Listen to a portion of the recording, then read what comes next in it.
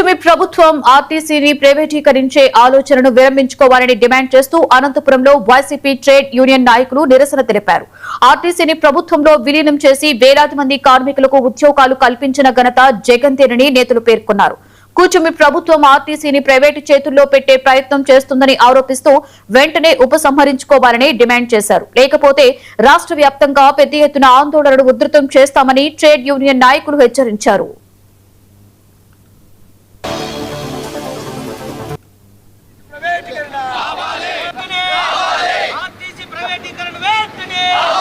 కూటమి ప్రభుత్వం అధికారంలోకి వచ్చిన తర్వాత ఆర్టీసీ పైన అవలంబిస్తున్నటువంటి ప్రైవేటీకరణకు వ్యతిరేకంగా మేధావులు అన్ని పార్టీ నాయకులు కూడా ఈ యొక్క సమ్మెకి మద్దతు తెలపాలని చెప్పి ఆర్టీసీని కాపాడుకోవాల్సిన బాధ్యత ఉంది కాబట్టి అందరికీ తెలియజేస్తున్నాం.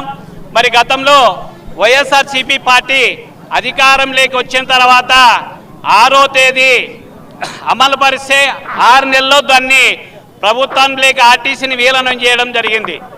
ఆర్టీసీని గవర్నమెంట్లోకి విలీనం చేయడం వల్ల కార్మికులుగా ఉన్నటువంటి ఆర్టీసీ డ్రైవర్లు అయితేనేమి కండక్టర్లు అయితేనేమి 56,000 మంది కార్మికులు ప్రభుత్వం ఉద్యోగులుగా గుర్తించి ప్రభుత్వ ఉద్యోగులకి ఏవైతే వస్తాయో బెనిఫిట్స్ అవన్నీ కూడా చేసినటువంటి ఘనత ఒక వైఎస్ రాష్ట్రంలో ఉన్నటువంటి రోడ్డు రవాణా సంస్థ ఆర్టీసీని కాపాడుకుందామని చెప్పి ప్రైవేట్ పరం ఆలోచన ప్రభుత్వం మానుకోవాలని చెప్పి ఈ రోజు అనంతపురం కలెక్టరేట్ వద్ద ట్రేడ్ యూనియన్ ఆధ్వర్యంలో నిరసన కార్యక్రమం తెలియజేసి కలెక్టర్ గారికి వినతి పత్రం అందజేయడం జరిగింది.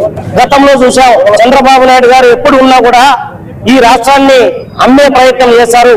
ఈ రాష్ట్రాన్ని పీపీపీ ద్వారా పూర్తిగా అమ్మే ప్రయత్నం చేశారు. గతంలో ఇదే ఆర్టీసీని గతంలో ఆయన ముఖ్యమంత్రిగా ఉన్నప్పుడు ఇదే జగన్మోహన్ రెడ్డి గారు ఇదే అనంతపురం జిల్లాలో కమ్మదూరు వద్ద వారం రోజులు టైం ఇచ్చి మీరు వారం రోజుల్లోపు ఆర్టీసీ ప్రైవేటీకరణ ఉపసంహరించుకోకపోతే ఉద్యమం చేస్తామంటే అప్పుడు కూడా మానుకున్నటువంటి వైనాన్ని